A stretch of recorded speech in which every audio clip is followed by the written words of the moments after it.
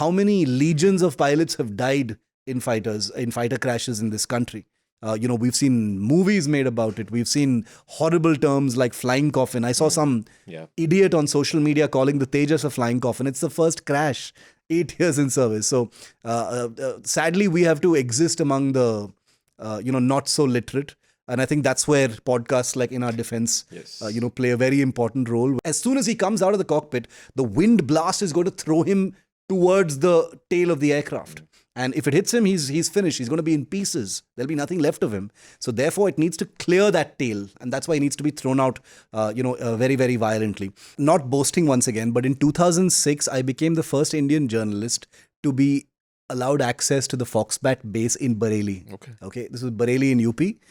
It was called the Trisonic Squadron. And just months before the Foxbats were being retired from service, I was allowed to go there and do a double spread for the Indian Express on the thing. And I still remember the headline, which was "Farewell Foxbats, Magnificent Flying Machines." Nice. A little pun that Shekhar Gupta and the Indian Express had done.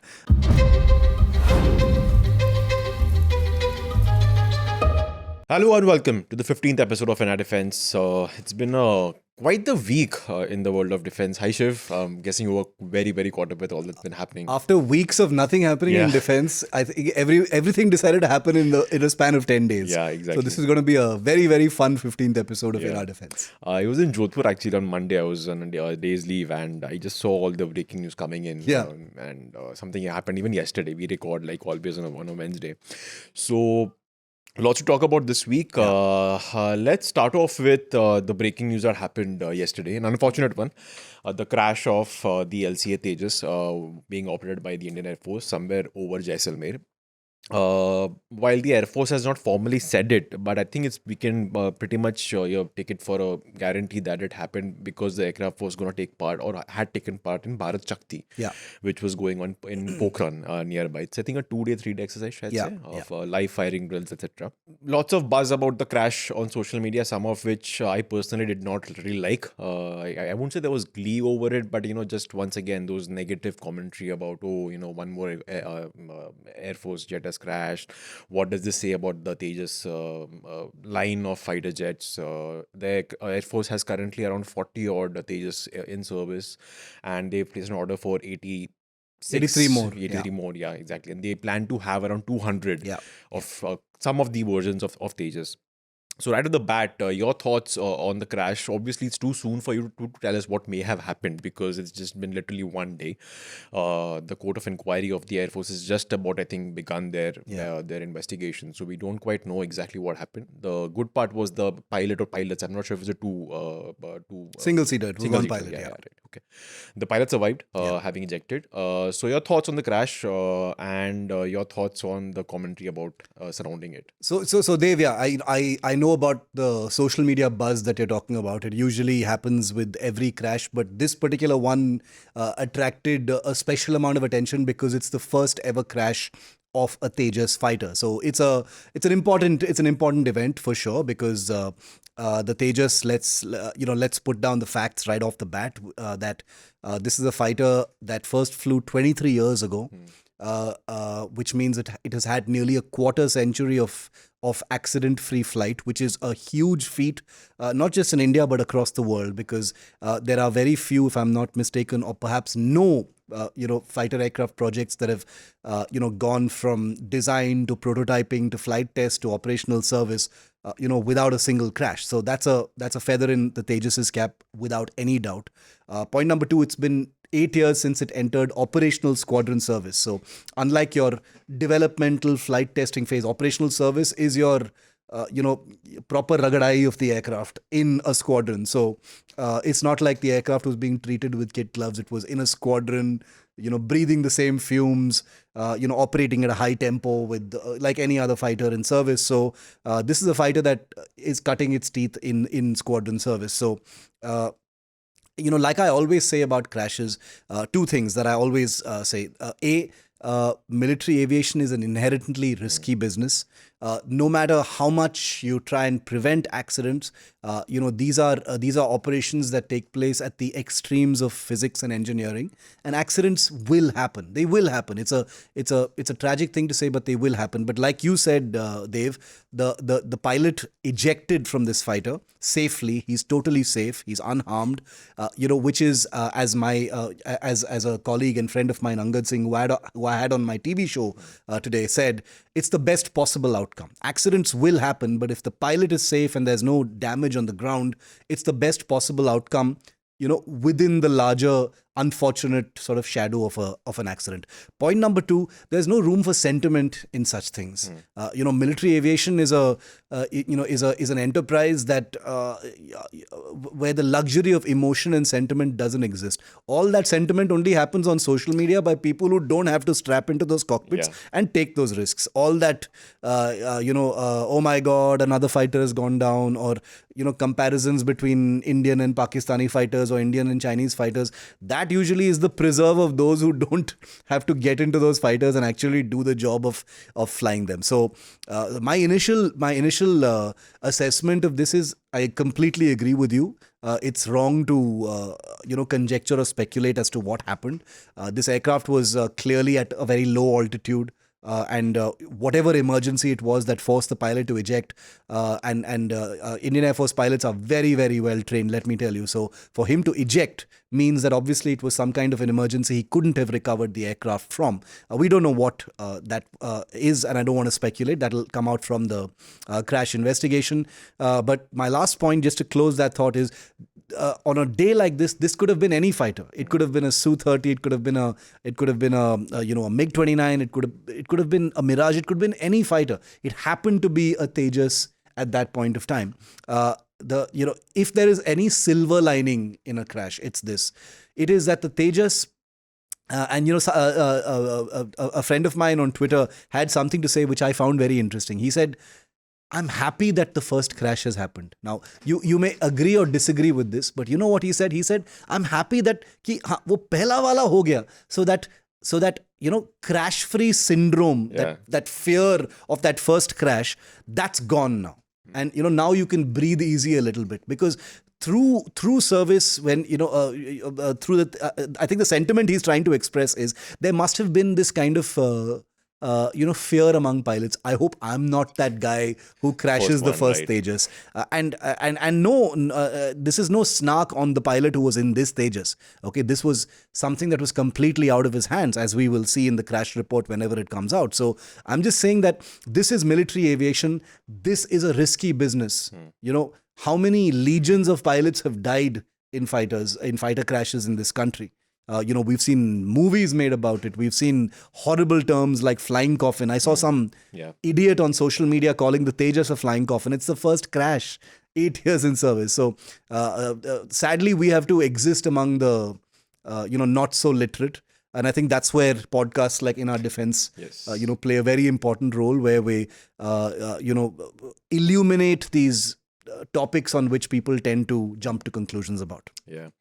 Since we're talking about the crash and the fact that the pilot managed to eject, I just want to slightly briefly focus and just go through the tangent of an ejection, because I remember reading lots about it during the aftermath of the Balakot airstrike, when then Wing Commander Abhinandan Varthaman had to eject from his MiG-21 and fell into Pakistani territory. So I remember reading about just the sheer amount of force that is put on a pilot's body at that moment, that when they pull that lever, and then that this synchronized small rocket sort of fire throwing the canopy away and the pilot away from the debris of the, not the debris per se, but the falling jet at that moment. And what I remember reading about also is that recovery after such an ejection is usually impossible, in the sense that most pilots who eject at times don't even make it back to flying a fighter jet, because they're physically not in that state. Abhinandan Varthaman was able to recover from it and make a full recovery and back to flying duties. So in your conversations with fighter pilots who've had to eject, how do they describe that moment, and how difficult is the medical recovery after that? So, an ejection is basically a bomb exploding in the cockpit. There are four or five explosives that actually detonate inside the cockpit to throw you out of the aircraft. Now, obviously, I'm making it sound a little simplistic. It's a symphony of explosions that take place and moving parts that have to move in order for that entire sequence of actions to throw you out of the aircraft. But basically, when you pull that ejection handle, which is under your seat, it triggers a sequence of events that starts first with the canopy shattering. Either the glass shattering or the entire canopy blowing away, depending on what happens. In the case of the Tejas, it's only the glass that shatters, not the entire canopy, which is why when you can see in that crash video, which somebody took with a mobile phone, you can see the canopy that's still there. Right. After that, there are 4 explosions that take place on the ejection seat of the aircraft, basically mini rocket motor explosions, after which the pilot with the seat that he's sitting in, the ejection seat that he's sitting in, is thrown very, very violently and vertically out of the cockpit. Now, the reason why the pilot needs to be thrown in a jerk and so violently and fast is because he shouldn't be hit by the tail fin of the aircraft.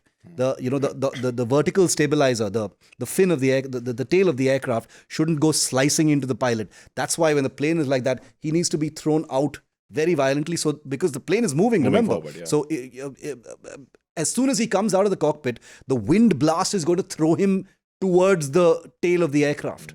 And if it hits him, he's finished. He's going to be in pieces. There'll be nothing left of him. So therefore, it needs to clear that tail, and that's why he needs to be thrown out, very, very violently. Now, during that ejection phase, when you're thrown out of the cockpit, a multiplicity of injuries can happen. From the most basic, which is concussion, to the possibility of your hands or feet. This is rare, but your hands or feet could hit some part of the aircraft. You can have a shoulder dislocation. You can have fractures on your hands. The more serious kind of injuries can be what is called a compression fracture, which is of your spine, because you're sitting back in an ejection seat and you're suddenly thrown upwards. So your entire spine, there's an enormous amount of force sort of compressing your spine, almost like an accordion. Wow. So it can actually fuse your vertebrae together. So compression fractures are actually very, very common in ejection cases.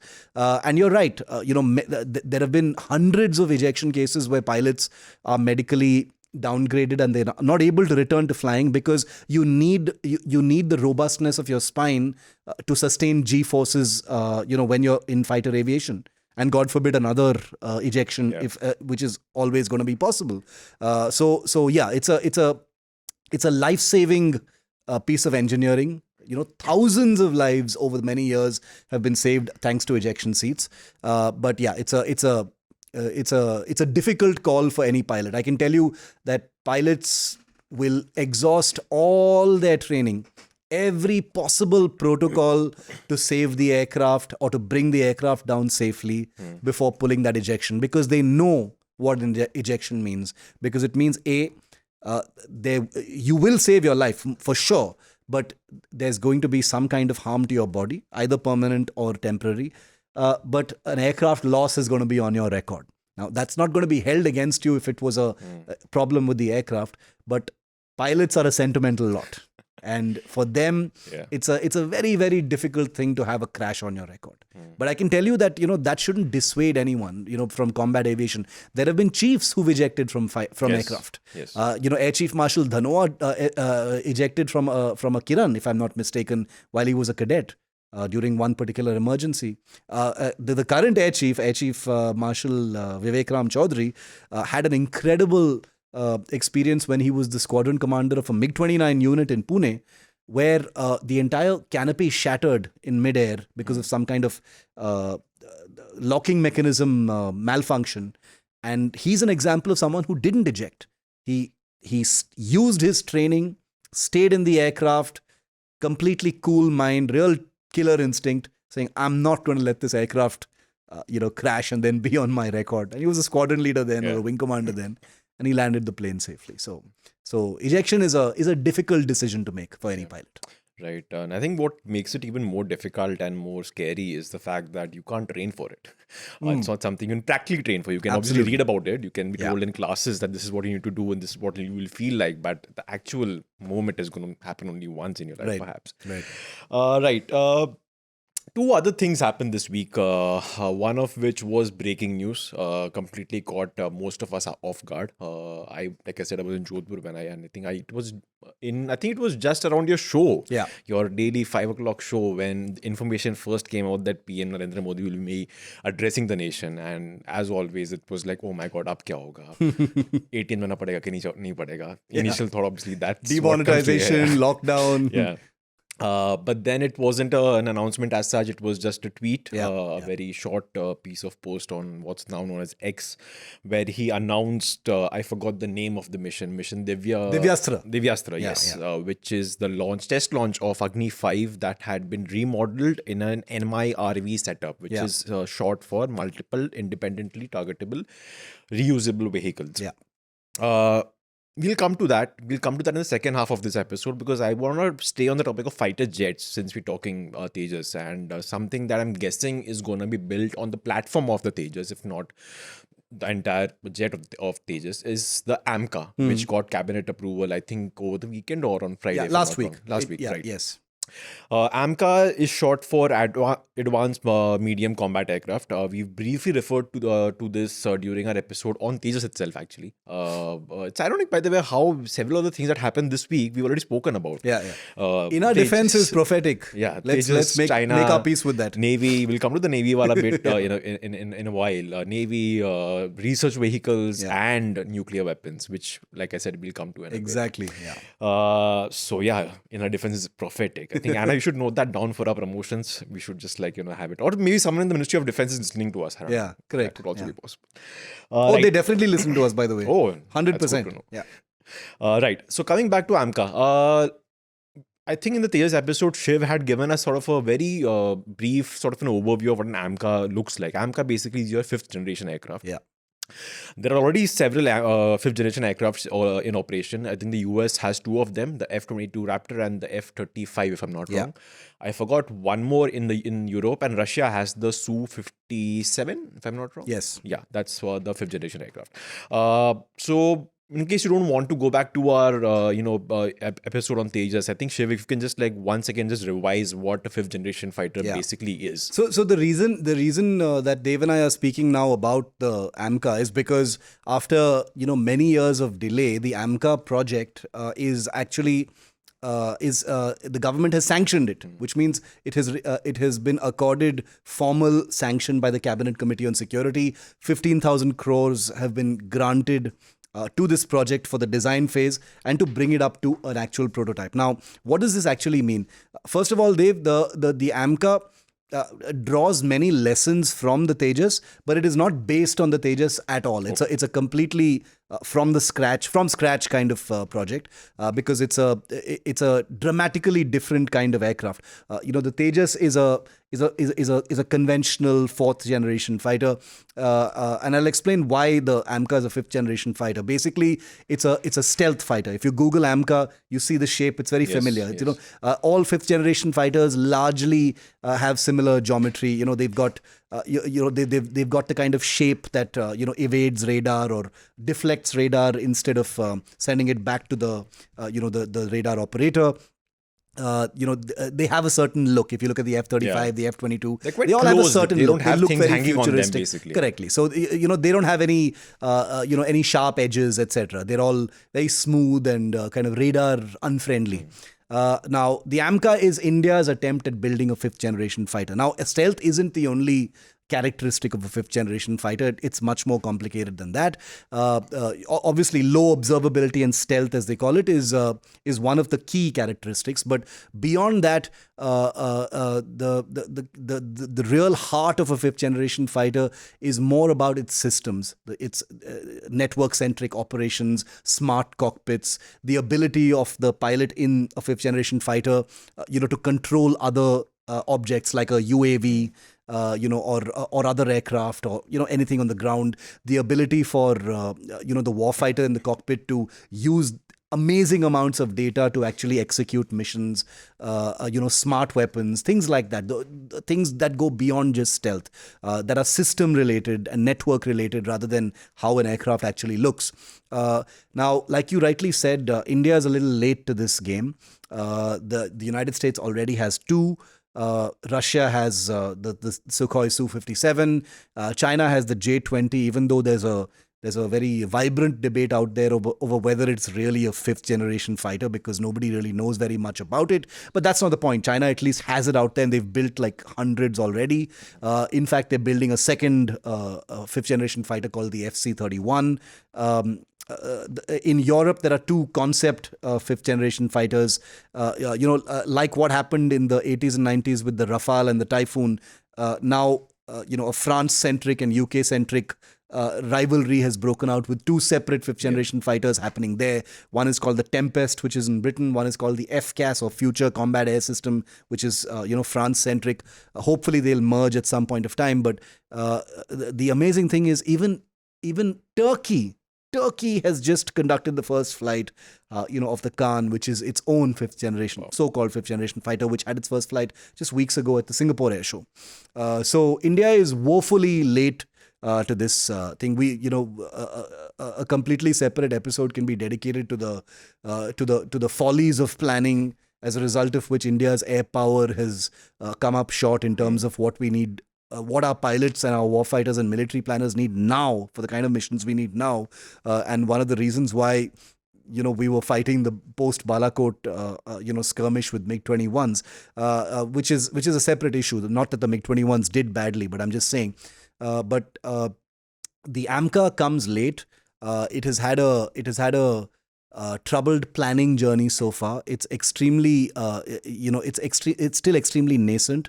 The first flight of the AMCA is likely to take place sometime towards the end of this decade, maybe around 28, 29, 30. Could be as early as 27, but I have my doubts about that. The official aim is to get a first flight by 2027.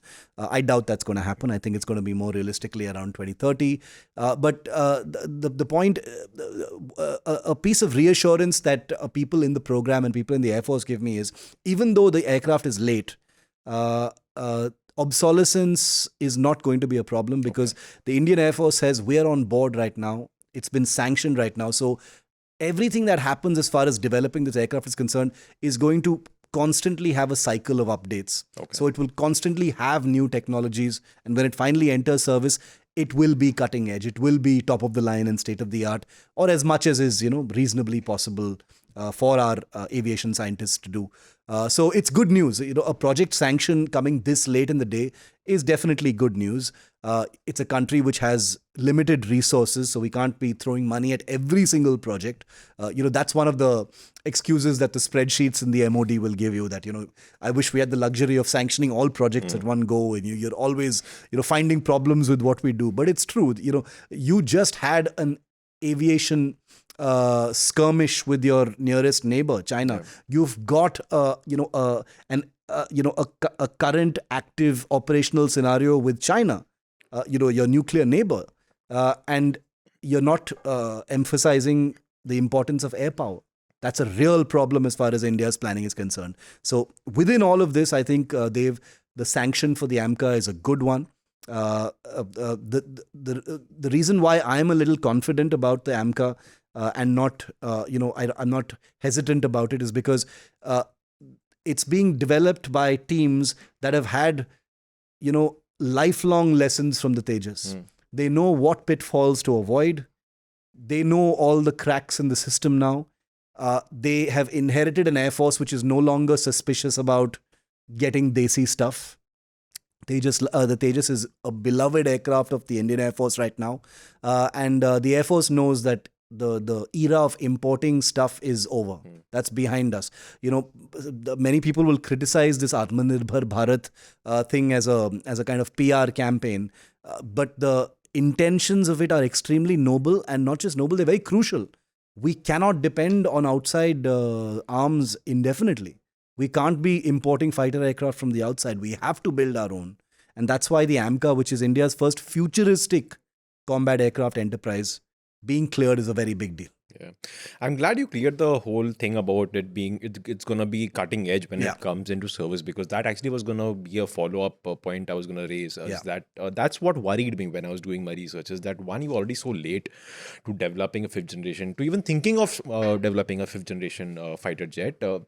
By the time you get around to producing it for your customer, maybe 15, 20 years down the line, you might already have a situation where countries are actively experimenting with sixth generation fighter jets, which for they example. are. They Which are, they by are. the way, yeah. Yeah. I think what I read about was concepts like, a sort of a virtual cockpit where the pilot doesn't physically see outside the Yeah. cockpit. Everything is just streamed to him And in also front of his... optionally manned, an optionally aircraft that manned, doesn't need to have a human in the cockpit. Yeah, but you mentioned that there is the whole idea is to incrementally update every system that you're kind of developing right now, so that when you induct it into service, you have what's probably the latest tech existing in the world at that moment.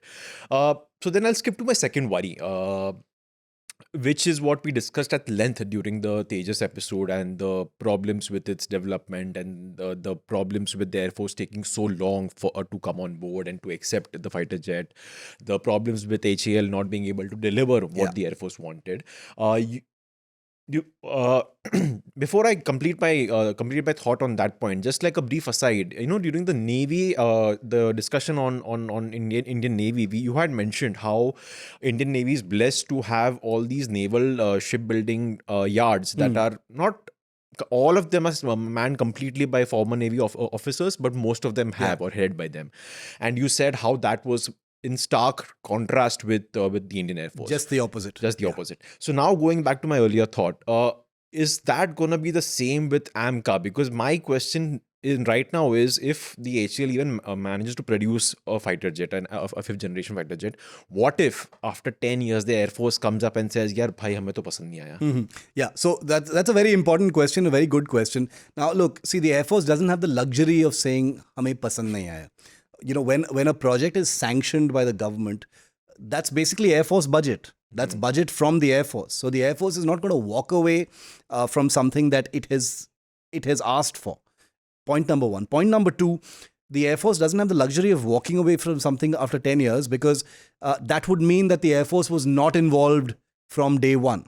And that would be pegged on the Air Force, not on HAL.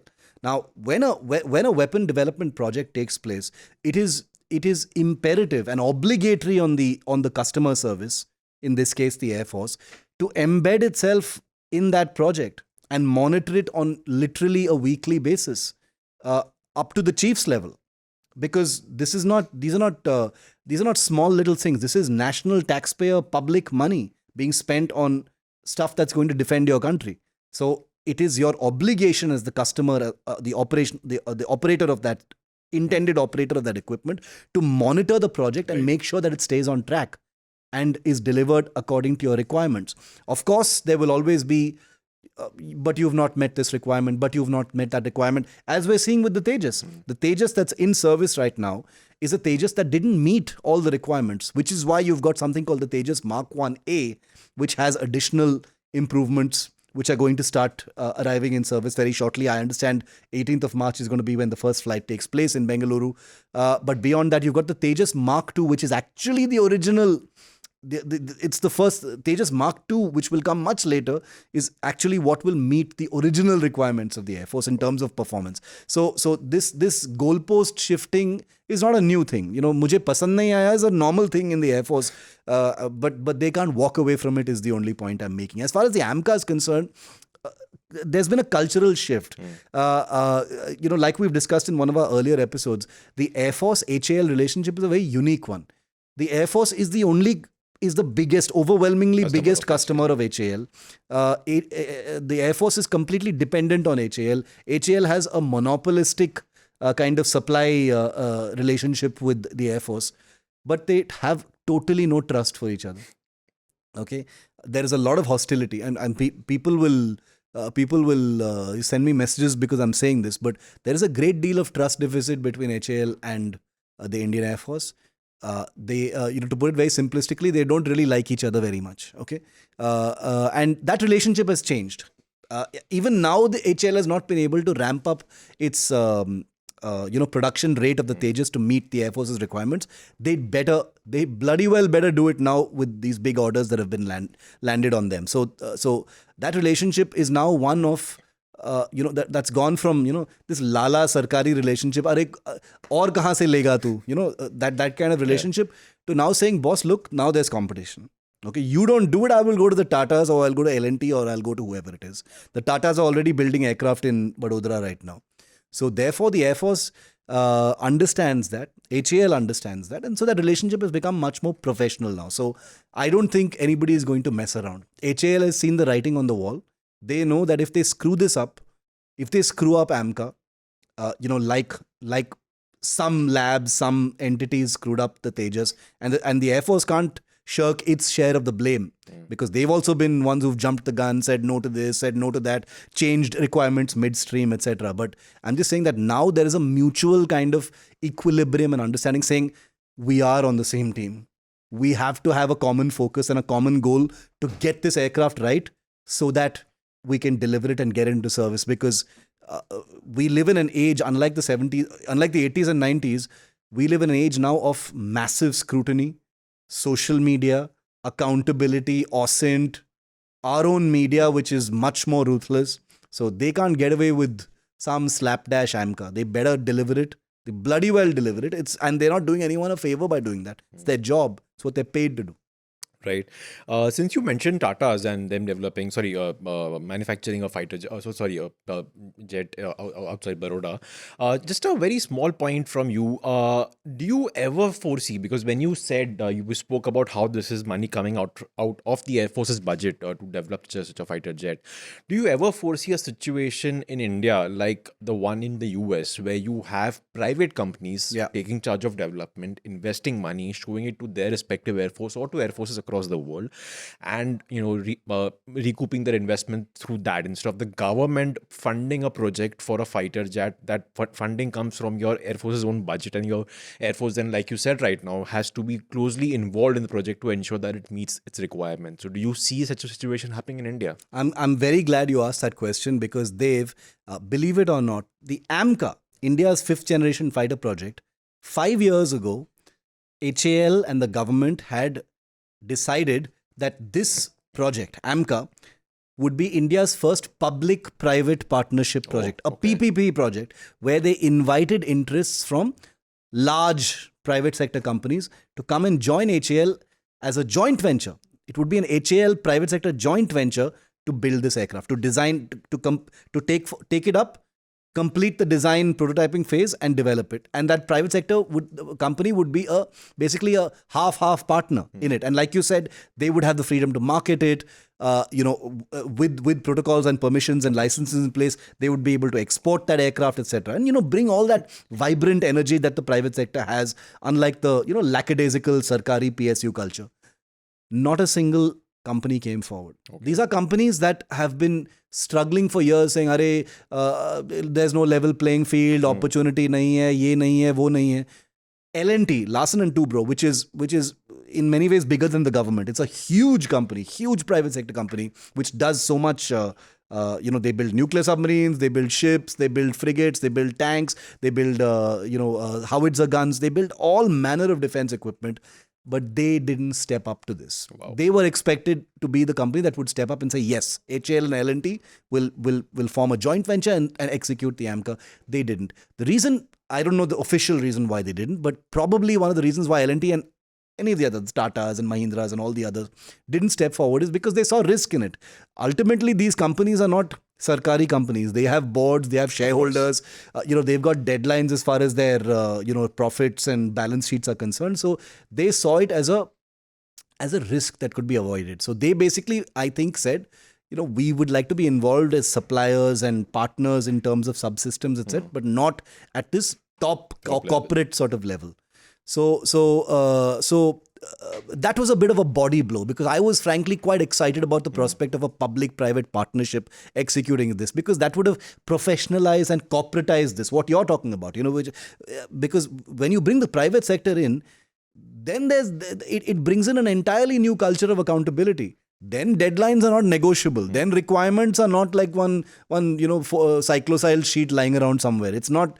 There's a brutality about the private sector, because you are answerable to your shareholders and your board, your deliverables and your money and your balance sheet depends on whether you execute a project on time. If DRDO and HAL don't execute a project on time, there is no there are no consequences for that. Chalo, cost overrun, time overrun ho gaya. These are the risks of development process, etc., which is fine. But I'm saying there is a desperate requirement for this private sector energy and culture of accountability in the public sector space, which is not there. And this was an opportunity for that to happen. Sadly, it hasn't. Let's see how it goes going forward. Yeah. One last point on the topic of fighter jets and the Indian Air Force and the development, procurement, etc. When we discussed Tejas in the previous episode, and we'll have a link to the episode in our show notes, you had actually mentioned something that we forgot to talk about later in the episode, and someone on the comment section actually pointed it out, and he was like, I was waiting for the answer, it never happened. You had said that not ensuring that Mirage 2000s were put together in India, like you have with the Sukhois. The Sukhois, not with the Rafale, because you bought them off the shelf and that deal fell through. So you had said that if Mirages had been made put together in India, like the deal with Sukhois, the need for a Tejas would not have been there. A lot of the problems being faced by the Air Force would not have been there. And I'm guessing at my level, then perhaps you would have thought of developing AMCA a bit sooner, because you wouldn't be so caught up worrying about your depleting squadron strength. So just I just recall that question. So if you can no, absolutely. Yeah. So look, the Tejas was a project that was going to happen anyway, independent of whether Mirages were built here or not, because the Tejas was initially envisaged as a sort of very, very advanced top level replacement for the MiG-21s. An aircraft that could be built easily, cheaply, and therefore you're able to buy it in large numbers and populate a number of squadrons like we originally had with the MiG-21. Basically, cheap to buy, easy to maintain, reasonably capable frontline fighter like the MiG-21. That's what the Tejas was. The Mirage 2000 is a few leagues above that. Now, building the Mirage 2000 in India, which was an opportunity that presented itself before multiple governments, Vajpayee government, Manmohan government. I think before that also there were a couple of governments that had the opportunity to basically take the Mirage production line from France, lock, stock and barrel, and shift it to India, was not entertained for various reasons. I don't want to get into the blame game of why it didn't happen. But to this day, Dev, the Air Force and many aviation analysts believe that if you had a Mirage 2000 production line, the Mirage 2000 is a very high quality fighter. It has a low accident rate.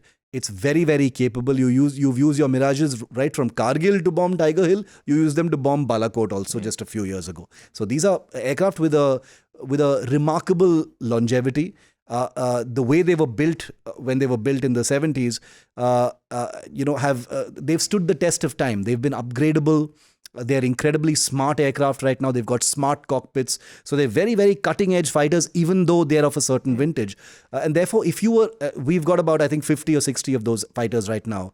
I'm saying that if you had them in large numbers, where you had a fleet of about maybe 200 or 250 Mirages, the requirement of this stopgap of Rafale, MMRCA, considering the F-16, F-18, Eurofighter, Gripen, MiG-35, all this thing wouldn't have happened. All that jhanjat that the Air Force had to spend so much energy on for over a decade to look for a fighter from abroad, which finally became the Rafale deal, would not have happened. You wouldn't, that pressure on the system to bring aircraft in would not have been there, because you would have had a local production line giving you a fighter that you love, that you know very well, that you're anyway upgrading, that your warfighters depend on and trust very implicitly. You wouldn't have had a problem. That gap wouldn't have been there. So I think you make a very good point, Dev, when you say that it's possible that the AMCA could have been speeded up. Because without that pressure, the Tejas could have taken its time. Yes. The Mirage would have populated some squadrons. There wouldn't have been so much pressure on the Tejas to, get to squadron service so quickly. It could have, had its issues. And the AMCA could have come much, much faster. It would have also freed up budget. Remember, with the Rafale and with other aircraft, we're talking eye-watering sums of money, right? huge sums of money that are burning a huge hole in your pocket, and that's money that could have gone into advancing some of these projects. And I think that's a good point that you make. Right. We'll now come to the Agni-V test launch that happened earlier this week, but after a quick break. Just tell me, what is your sensitivity score? Like, what is your sensitivity quotient? As in sensitivity As in, quotient. like, do you think that you're sensitive enough to understand what is humorous and what is cringe Absolutely. and what is sorrow and Yes. despair? Because the reason I'm saying this, like, if you see Moe Moe ka pura trend, they are actually mocking the disabled people, right? Yes, most of the times, yes, someone is without hand, पैर नहीं है किसी के. It's all this. Yeah, so it's You're lacking empathy. It's absolutely in bad taste. Yeah. But then What I if don't they know. are This trend has scroll- caught up so bad. Like this trend has cut across all that. It's everywhere. It's bad. And, But like and you at the say, same time, some of them will make you laugh. I will show you one. भाई मेरा zip खुला है, zip लगा दोगे क्या? क्यों भाई तेरे पास हाथ नहीं है क्या?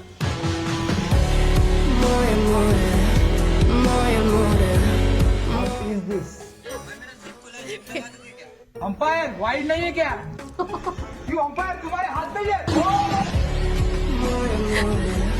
why am I laughing? Means that I've become desensitized to the issue. Welcome back. Shiv and I are discussing various things actually, because lots happened this week in the world of defense. And one of them, a very exciting test launch of the Agni-V missile. Remember, the missile is nuclear capable. It's capable of carrying nuclear warheads. And I think it was developed with the purpose of carrying nuclear warheads actually. This particular test launch was to test a system known as the MIRV, Multiple Independently Targetable Reusable Vehicle. It kind of gives away the name. Yeah, reentry vehicle. The name kind of gives it away. But if you want sort of, I think, a imagery of how it's like, if people have watched Iron Man, the first movie, there's a moment where Tony Stark is demoing a missile for the US armed forces called the Jericho. He basically calls it he says before firing the weapon that he prefers to have a weapon that you only have to fire once, and that basically is one missile, it takes off and then it turns into several missiles and it takes away a huge mountain. That kind of is what MIRV would look like in my view. Shiv can obviously tell us a bit more about that. The difference in this case is obviously that these separate missiles would all be nuclear. Would all be carrying nuclear warheads. Before we get to the nuclear part, before we get to why does India even need to have such a missile, and before we get to the fact that India in this case as well is quite delayed compared to the other nuclear armed countries. First, Shift the tech itself, because it sounds very cool. Just like explain it to us. What is it all about? So first, some basic facts about the Agni-V. The Agni-V is a nuclear capable ballistic missile that's capable of ranges in excess of 6,000 kilometers. Obviously, the official range is classified, but it's somewhere above 6,000 kilometers. Point number two, the Agni-V is already in operational service with our nuclear command, as we mentioned in one of our previous episodes.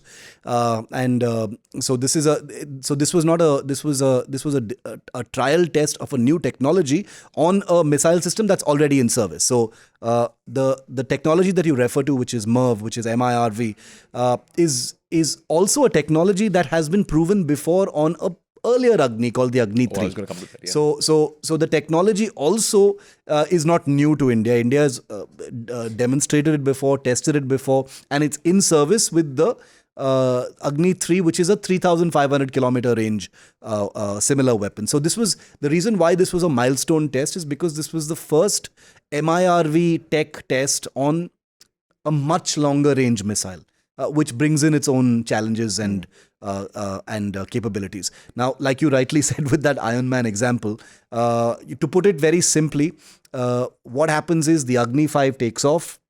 Once it leaves the Earth's atmosphere, just before re-entry, the warhead assembly basically opens up and it splits into in India's case, I'm hearing there are three warheads. It's 3 re-entry vehicles, but there are MIRV technologies in different parts of the world that have as many as 6.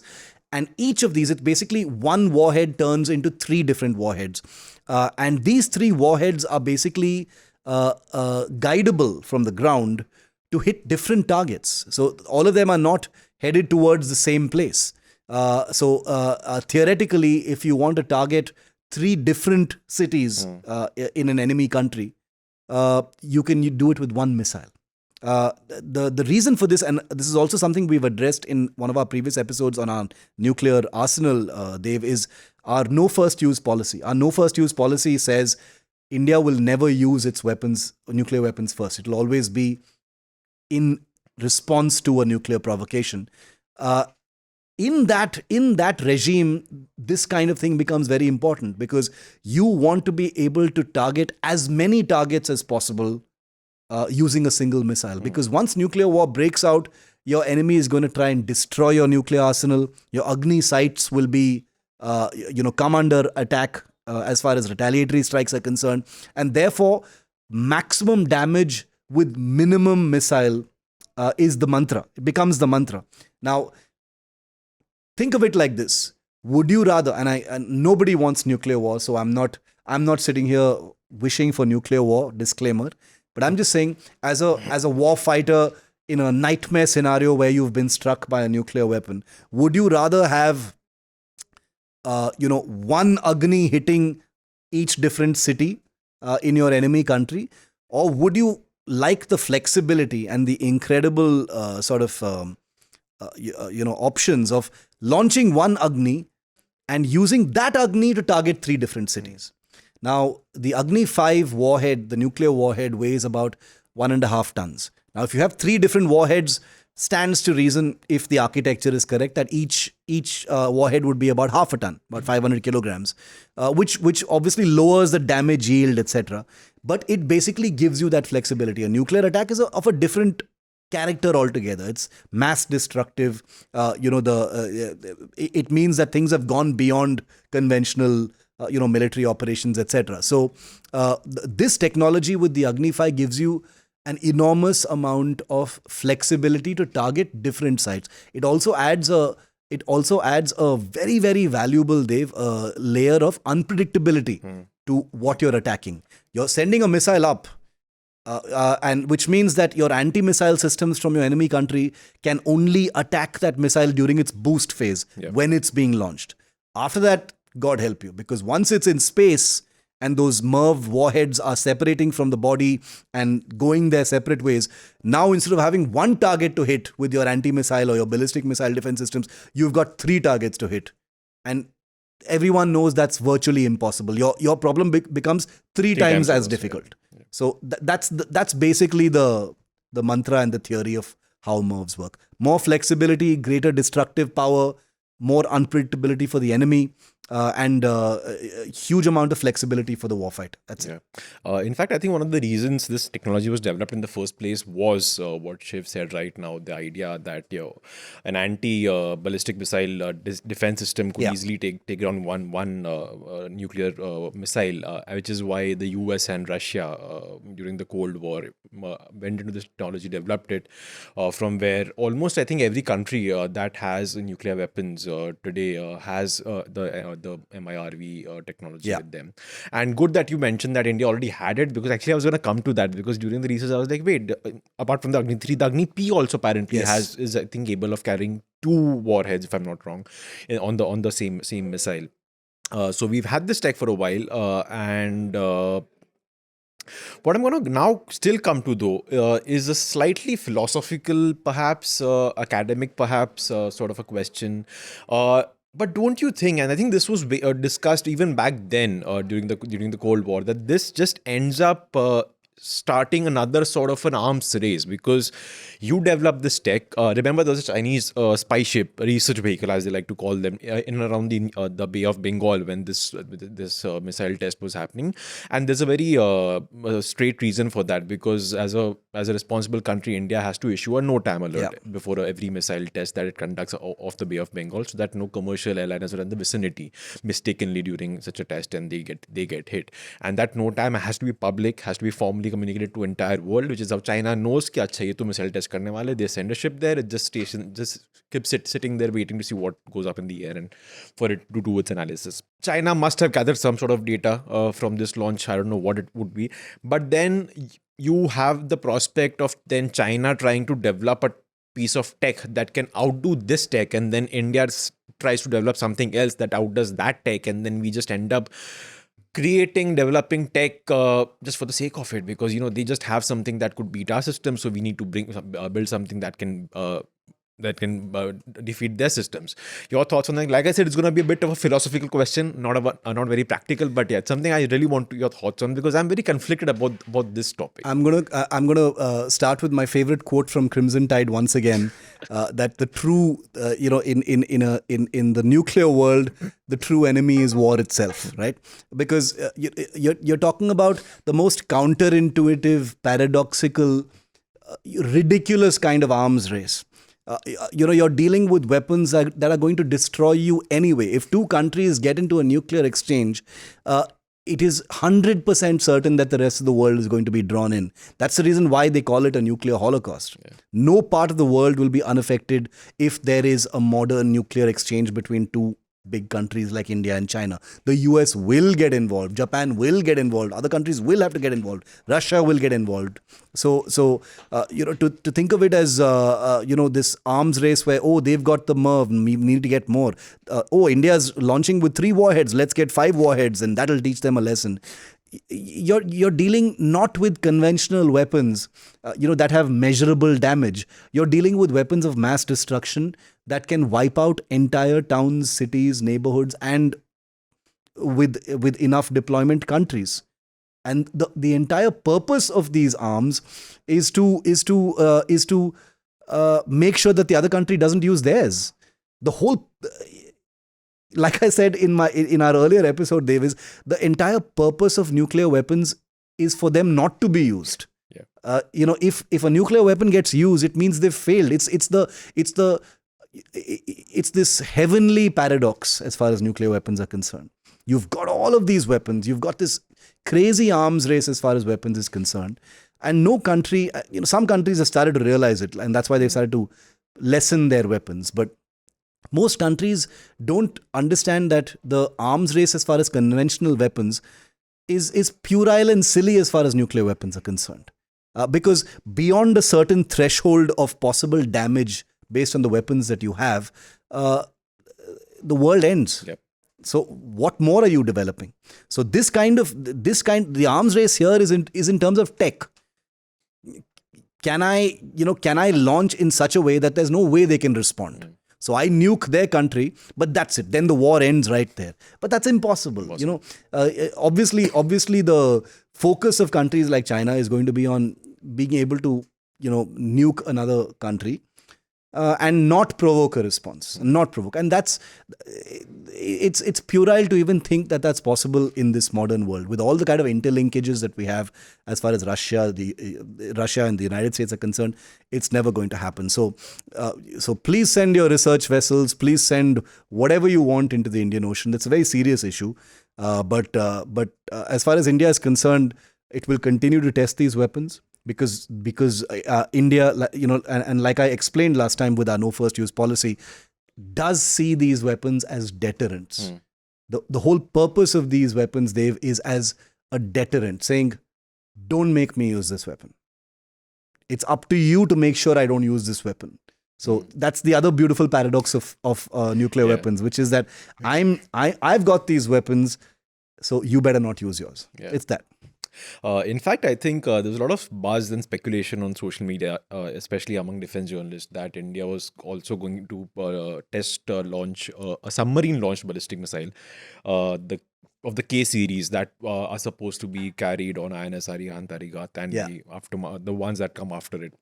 That didn't happen. Some have linked it to the Chinese vessel that was in the Bay of Bengal.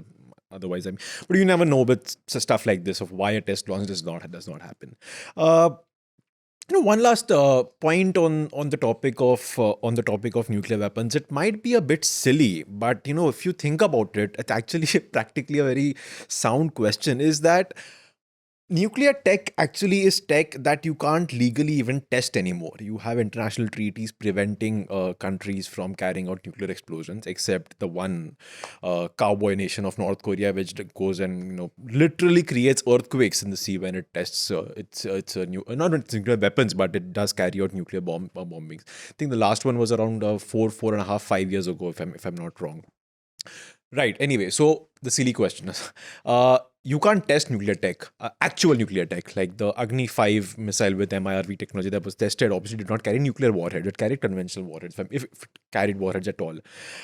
How can a country then be sure that your nuclear weapon is going to work exactly the way you want it to in a actual frightful scenario for nuclear? And here comes the fifth big paradox of nuclear weaponry, which is that as much as it is the most destructive kind of weaponry on earth, the science of it is incredibly simple. The science of the destructiveness of nuclear power is painfully simple, which is why a nuclear warhead is actually a very, very elementary device. A destructive nuclear bomb was developed in a matter of a couple of years by the United States in 1944, 1945, as Oppenheimer has told an entirely new and clueless generation. Yes. Right. So these are not complicated devices. These are not high tech. Oh my God, supersonic, smart, guided. It's a pretty dumb device. Very little has to happen for a nuclear bomb to do its terrible work. Right. Okay, it's like there are many different types of nuclear warheads, but and I'm not sort of underplaying what science has done as far as nuclear weapons are concerned, but they are not complicated devices, and that's the scary part, because they're not complicated. So building a nuclear bomb is not a big deal, compared to other kinds of weapons, and therefore, once you've tested them, you know कि हाँ ये होगा भाई, ठीक है. You have a plutonium device or a uranium device and stuff. Yeah, you can be reasonably sure this is going to happen. And thank God nuclear testing, all these treaties exist apart from the cowboy nations, more than just North Korea, I imagine. But I'm just saying that you don't need to constantly test it, because once you've seen what it can do, you're like, हाँ ठीक है. There's a element of predictability in terms of what it is. And there's nothing much you can improve upon as far as the warhead is concerned. The warhead's destructive power yield, it has a very elemental nature. It's the power of atoms, for God's sake. There's not much you can improve upon as far as that is concerned. So therefore, you don't need to test it. The real challenge is delivery systems, evading systems, range, how to avoid anti-ballistic missile systems, ballistic missile defense. Those are the things that you need to test. The actual bomb is like, वो तो 1940 में बना है यार, वो तो क्या improve करेंगे अब? Yeah. And I guess what helps is that there's nothing you need to control in such an explosion, because you want destruction. So Exactly. जो भी हो फुटना ही है, आगे लगना. That's all you need that bomb to happen. But it's a good point that Shiv makes about how a nuclear war in today's modern time will definitely mean the end of the world, because apart from the fact that every nation would get involved, we also have to remember that the modern nuclear warheads are like hundreds of times much more destructive than the two bombs that were used during the World War II on Hiroshima and thermonuclear weapons, which have never been used in anger, thankfully. Right. As we bring this episode to a close, our tradition of trivia, and I was actually scared. One day we won't have something trivial to talk about in our listeners. No, in and defense, viewers. we always will. We always will. Right. So trivia to do with again a fighter jet. This one was with the Indian Air Force for a brief amount of time. I'm not sure how long, but it is not there anymore. The MiG-25. Yeah. It's known as the Fox-Bat, if I'm not wrong. It is till this date one of the fastest fighter jets ever produced, and I think it also has the capability to fly very, very high up in the air. There's some trivia or some rumor that was going around on social media. I don't know why, but it was, which I thought I'll talk to you about. That in the 70s, if I'm not wrong, an Indian Air Force MiG-25 actually flew over Islamabad. Created a sonic boom, like basically it reached Mach speed, and then he just escaped from there, and Pakistan was clueless about that. Have you heard the story? Did it happen? So a little bit of a backstory, and then I'll answer that question. Not boasting once again, but in 2006, I became the first Indian journalist to be allowed access to the Fox-Bat base in Bareilly. Okay. This was Bareilly in UP. It was called the Trisonic Squadron. And just months before the Fox-Bats were being retired from service, I was allowed to go there and do a double spread for the Indian Express on the thing, and I still remember the headline, which was "Farewell Foxbats, magnificent flying machines." Nice. A little pun that Shekhar Gupta and the Indian Express had done. Fabulous aircraft, incredible. Incredibly capable, like you rightly said, 3 times the speed of sound, extremely fast, able to fly at about 60,000 feet, which means when you're flying at your ceiling altitude, you can see the Earth's curvature. So these were aircraft that were used obviously for photography and for spying. They were basically spy planes. The Islamabad incident has been widely spoken about. Okay, obviously, it lies in that realm of the shadows where nobody wants to confirm. And I know Foxbat pilots, so I've spoken to them. I've spoken to squadron commanders, chiefs, but everyone gives me a little smile, but nobody confirms it. Not the 70s. I think it happened sometime in the 80s actually, under Indira Gandhi, and apparently there was a situation where these guys had crossed over and needed to take some photographs, and they got detected, and the sonic boom or whatever. Maybe there was a sonic boom or not, but the sonic boom part I puts me into doubt a little bit, Dave, because these aircraft flew really high. So I'm wondering what kind of sonic boom, and to get to that altitude, they wouldn't be flying low obviously for Islamabad. They'd be flying very, very high, and when they're flying at that height, obviously they'd already be flying fast. So I don't know about that, but I'm sure they've done their work, and these were aircraft were amazingly capable aircraft, and all the things you've heard about the Foxbats are true. Like standard operating procedure when there's a missile coming at you from the ground is just to accelerate, nothing else. You don't have to do anything else. Just go faster than the missile, and you're home free. So these were incredible aircraft. Obviously, the journalist in me wishes the Islamabad story is true. And but I just like the fact that nobody will ever know. Perhaps. Yeah, and that speaks a lot about the professionalism of those pilots. Yeah, They yeah. are just like very happy to just give you a smile and not even tell you something off the record. And by the way. they used to wear the pilots, the flight suit of the Foxbat was almost like a space suit, it was like a cosmonaut suit, where they had to wear that because they were flying at such high altitude. So to make sure that you don't get your blood doesn't bubble up through your veins, you needed to wear a really tight sort of rubber suit under your overalls. So it was a totally different kind of league of flying. Yeah. Nice tidbit actually, Shiv. And it helps that you managed to actually talk to Foxbat pilots, so you have that. Yeah, sort of insight. if our listeners Google Shiv Aroor and Foxbat, they'll find that famous 2006. I look like a schoolboy in those pictures, but they're all there, and I think the Bharat Rakshak website has a full reproduction of those photos we took over there. So it's incredible. Yeah. But I think what makes me want to believe the Islamabad story also is the fact that what that plane must have been doing is not something India isn't doing right now as well. And one of the reasons the Foxbat were retired is that you have more capable satellites now that are able to do that without... It's satellites that made the Foxbat extinct. So you don't have to risk your human pilots flying over any enemy countries or hostile countries and risk their lives. But yeah, fun tidbit.